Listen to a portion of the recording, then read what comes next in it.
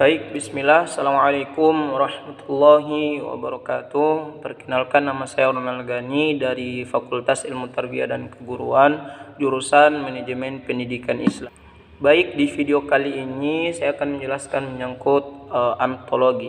Pertama, definisinya dulu, yaitu berdasarkan istilah ontologi berasal dari akar kata dalam bahasa Yunani, diartikan sebagai cabang metafisika untuk memerlukan sifat kewujudan. Ontologi merupakan kajian filosofis tentang sifat alamiah, kewujudan, menjadi keberadaan atau realitas sebagai kategori-kategori dasar kewujudan dan hubungannya. Secara singkat, ontologi merupakan pengetahuan tentang apa atau ada. Ontologi sebagai cabang filsafat merujuk pada realitas sekitar kita, tidak tergantung bagaimana pandangan kita sendiri terhadapnya. Dengan demikian, ontologi mengharuskan seseorang untuk membuat perbedaan yang tegas antara subjek yang mengamati dan objek yang diamati. Seperti telah diungkapkan, secara tradisional ontologi terdaftar sebagai bagian dari cabang utama filsafat yang diketahui sebagai metafisika. Ontologi seringkali berkaitan dengan pertanyaan yang terkonsentrasi tentang apakah entitas ada atau boleh dikatakan untuk ada, dan bagaimana entitas demikian dapat dikelompokkan berkaitan dalam jenjang dan dibagi menurut kesamaan dan perbedaan. Jadi, ontologi merupakan science of being, secara khusus memiliki pemaknaan berbeda dalam konteks berbeda. Berdasarkan itu, terdapat 3 posisi secara filosofis di dalam ontologi. Yang pertama, para objektivis percaya bahwa dunia mereka berada dalam dirinya sendiri, sepenuhnya bebas dari mereka. Dengan kata lain, mereka percaya pada realitas objektif yang benar. Misalnya, huruf A merupakan realitas di luar diri manusia atau pembaca dan tidak tergantung kepada penulis juga. Dan huruf A adalah suatu kewujudan yang berbeda dari huruf B. Para subjektivitas mengambil posisi kedua. Para subjektivitas mengambil posisi yang berlawanan. Mereka percaya bahwa tidak ada realitas di luar subjek atau manusia, dan dalam ekstrim bahwa setiap subjek memiliki citra realitas tersendiri. Misalnya, huruf A tergantung kepada penulis atau pembaca. Huruf A dapat dimaknai sesuai dengan kemauan manusia. Jadi antara satu huruf A dengan huruf A yang lain dalam diri manusia berbeda atau sama, mempunyai kaitan. Ketiga, para konstruktivitas yang hadir pada posisi kira-kira di antara keduanya. Mereka setuju dengan subjektivitas bahwa tidak ada realitas objektif mutlak, sebagaimana para objektivitas percaya bahwa mereka percaya bahwa ada semacam realitas setengah objektif yang mereka sebut realitas antar subjektif. Hal ini dibangun dan terus disesuaikan melalui negosiasi dan mencapai konsensus sosial di antara pokok-pokok kebahasan. Huruf A berada pada kekhususan dan keumuman, jadi dikendali di antara realitas yang terpikirkan dan tertuliskan oleh penulis atau pembaca, dengan pertimbangan bahwa ontologi menjadi bagian tertentu dari realitas. Ontologi adalah sebagai dasar untuk komunikasi masuk akal tentang bagian realitas itu. Sejalan dengan arti kata ontologi, yaitu sehimpun konsep dan kategori dalam area subjek atau domain yang memperlihatkan sifat-sifatnya dan hubungan di antara mereka.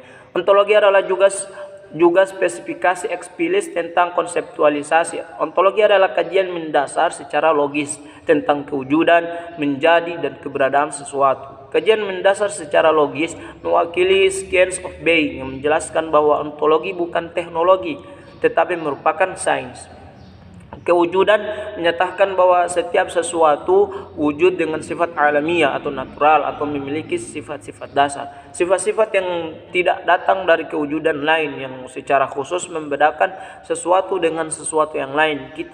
Kata menjadi becoming atau menyatakan bahwa setiap sesuatu yang menjadi berubah, walaupun sesuatu dapat berubah menjadi sesuatu yang lain, tetapi sesuatu itu tetap ada karena sifat dasarnya yang tidak berubah. Misalnya, atom oksigen O memiliki sifat dasar dan tetapi wujud dalam keberadaannya dalam air H2O dengan sifat dasar yang dapat berubah-ubah dari zat padat, es atau zat air mengalir, udara, dan uap. Dan H2O dalam bentuk kristal es juga berubah-ubah bentuk sesuai dengan keadaan yang dipengaruhi oleh pembentukan. Kemudian rekayasa dan pengembangan ontologi.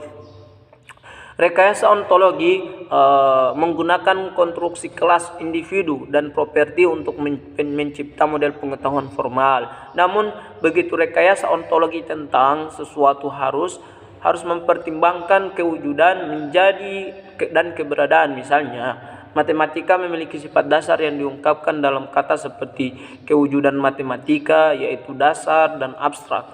Kewujudan yang menjadi adalah perubahan matematika berubah menjadi fisika dengan mempertahankan sifat dasar dan abstrak itu. Tetapi dalam fisika, sifat dasar itu telah diterapkan dan abstrak diaplikasikan menjadi abstraksi. Kata menjadi mengungkapkan perubahan fisika sebagai bidang ilmu dari matematika kepada model. Pemodelan alam melahirkan banyak bidang ilmu di mana satu dengan yang lain saling mengisi.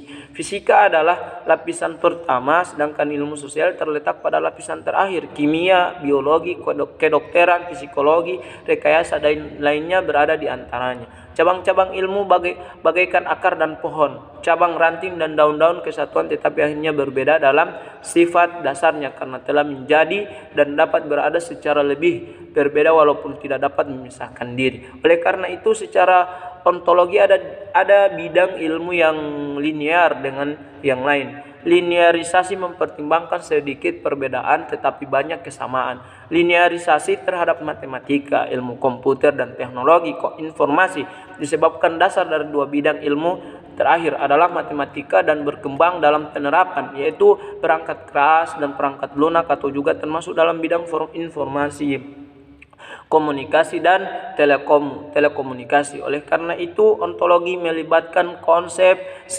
similarlitas untuk menghadirkan hal-hal yang mungkin linear antara satu dengan yang lain. Dalam rekayasa ontologi, kelas-kelas mengelompokkan sumber daya dengan karakter yang sama, keterangan kelas, aksioma, atau menguraikan kelas. Uraian-uraian kelas potensi meliputi pembatasan properti yang terbagi ke dalam, pertama, kendala-kendala nilai dan kendala-kendala kardinalitas. Kemudian jenis-jenis kendala berbeda dijelaskan oleh beragam penerapan. Kendala-kendala ini adalah semua nilai yang berasal dari sifat-sifat dasar sesuatu. Beberapa nilai dari menjadi dan nilai yang dimiliki oleh sebab keberadaan sesuatu. Sedangkan kendala-kendala kardinalitas melibatkan batasan-batasan baik dalam bentuk minimum maupun maksimum. Walaupun demikian, pengembangan ontologi masih berhadapan dengan sejumlah tantangan sebagaimana akuisisi pengetahuan dan kurangnya metodologi pengembangan. Tantangan utama berasal dari sifat pangkalasan yang secara langsung berhadapan dengan ruang kerja, yaitu sampel.